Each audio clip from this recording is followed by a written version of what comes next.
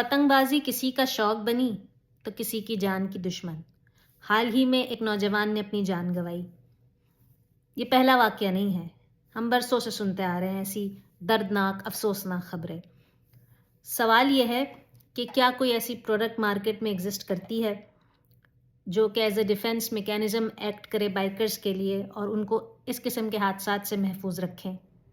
اپنی پچھلی پوسٹ میں نے یہ سوال کیا تو جواب میں کسی نے تصویر شیئر کی۔ میں نے اس پر تحقیق کی تو مجھے پتہ چلا کہ کوئی سیفٹی تار ہوتی ہے جو بائکرز کو محفوظ رکھتی ہے۔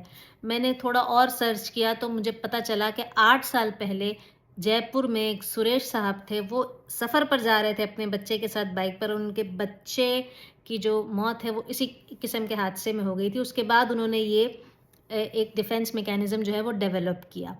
8 سال میں اس پروڈکٹ میں کتنی ماڈیفیکیشنز ہوئی ہیں یہ مجھے نہیں پتا۔ کیا یہ پروڈکٹ پاکستان میں ایگزسٹ کرتی ہے یہ بھی مجھے نہیں پتا، لیکن مجھے اتنا پتا ہے کہ یہ ایک ایسا سیفٹی میکینزم ہے جو آپ کو اور آپ کے پیاروں کو محفوظ رکھے گا، تو اس پر بات ہونی چاہیے۔ پر لا انفورسمنٹ ایجنسیز عمل درآمد کرواتی رہیں گی، 100% تو کبھی بھی کسی بھی لا پر عمل نہیں ہو پاتا، تو ہمیں اپنا سیفٹی میکینزم جو ہے وہ ضرور کرنا چاہیے۔ جیسے ہیلمٹ پہنتے ہیں اپنی حفاظت کے لیے، ویسے ہی اسی طرح کا کوئی حفاظتی انتظام آپ ضرور کریں تاکہ آپ محفوظ رہ سکیں۔